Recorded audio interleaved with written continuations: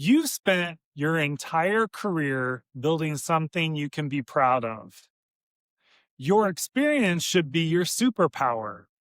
So, why does it sometimes feel like it's being held against you? Well, you're not just imagining it. Recent AARP studies show that about two-thirds of workers over the age of 50 say they've seen or experienced age discrimination at work. The tough part is sometimes we're accidentally sending the wrong signals without even realizing it. So let's talk about the five most common branding traps that can accidentally age you, and more importantly, how to fix them starting today. This isn't about changing who you are, it's about making sure your brand commands the respect and attention your experience has earned. All right, mistake number one, the digital ghost town. You know what I'm talking about. The LinkedIn profile with a headshot from 10 years ago, a bio that's gathering dust, and zero activity. It's the online equivalent of a vacant storefront, and it suddenly tells the world you've checked out of the conversation.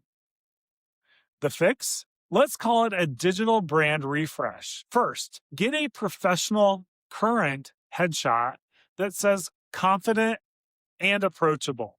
Then, treat your LinkedIn as your professional living room. Rewrite your summary to tell your story, focusing on your wins from the last 10 to 15 years. You don't need to list that summer job from college. Just start sharing articles, comment on trends, and show you're not just a name in a database, but an active voice in your industry. Coming in at number two is what I call my resume speaks for itself fallacy. Here's the deal. A resume is a list of facts. Your brand is the story behind those facts. Just listing your credentials isn't enough to stand out anymore. It's the narrative you build around them that grabs people. The solution is to define your unique so what. Don't just say what you did, explain the value you create. Ask yourself, what's the secret sauce I bring that a less experienced professional simply can't? Maybe it's not just experience, it's foresight. You've seen the market cycles before, you can spot trends early. Now that's a powerful story that a resume alone will never tell. Mistake number three is a big one. Framing your experience like a prison sentence. You see it all the time. 25 plus years of experience in marketing. It sounds more like time served than time well spent. And it can accidentally position you as a relic, feeding into stereotypes about older workers being resistant to change. Here's the fix. Be a time traveler. Connect your past to the present and the future. Instead of just stating your years, frame it with relevance. For example, my 2 decades in logistics gives me a unique perspective on how AI is revolutionizing supply chains today. See the difference? You're not just leaning an old win, you're using your wisdom as a launch pad for modern challenges. It proves you're a lifelong learner, not a fossil. Hey, if any of this is hitting home, do me a favor and smash that subscribe button. This channel is all about giving seasoned professionals like you the actionable strategies to stay on top of your game and lead the pack. Now, let's get back to it. All right, number 4, living in a networking echo chamber.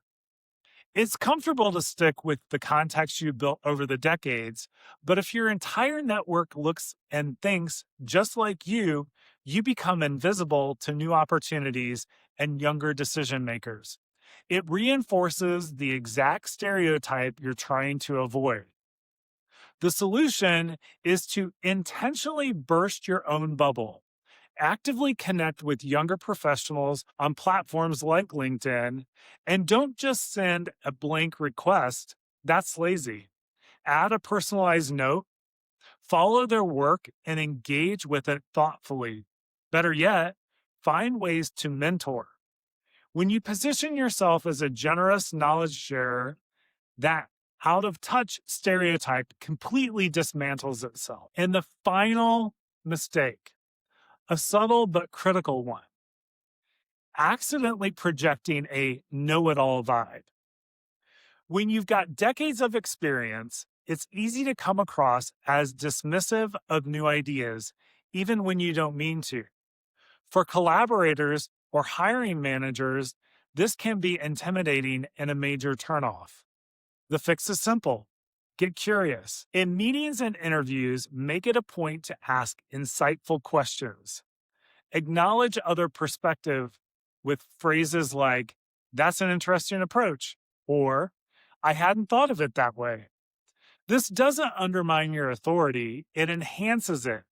It shows you're confident enough to collaborate and learn.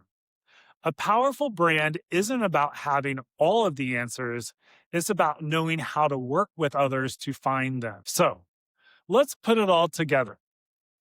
The digital ghost town, the resume only fallacy, time served experience, a closed off network, and a know it all vibe.